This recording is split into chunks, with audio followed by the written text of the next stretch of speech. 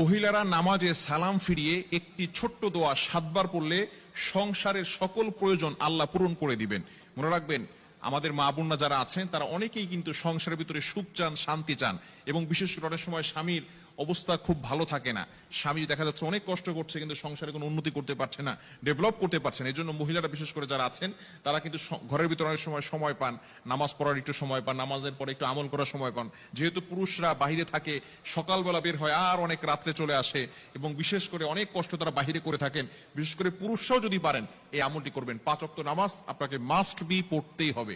যদি আপনি সংসারের ভিতরে সুখ চান, শান্তি চান এবং প্রয়োজন হাজতগুলো পূরণ করতে চান, তাহলে অবশ্যই 5 ওয়াক্ত নামাজ আপনাকে মাস্ট বি পড়তে হবে। নামাজ ছাড়া আপনি সংসারের ভিতরে কখনো কোশ্চিন কালেও আপনি কিন্তু সুখ এবং শান্তি আনতে পারবেন না। একটু বলেন তো, সুখের মালিক কে? হ্যাঁ, সুখের মালিক হচ্ছেন আল্লাহ। তো ওই আল্লাহকে আপনি অখুশি করে কখন আপনার সংসারে সুখ আনতে পারবেন না। একমাত্র কাজ হচ্ছে নামাজ পড়া। নামাজ 5 ওয়াক্ত নামাজের পরেই এই ছোট্ট দোয়াটি পড়তে হবে। দোয়াটি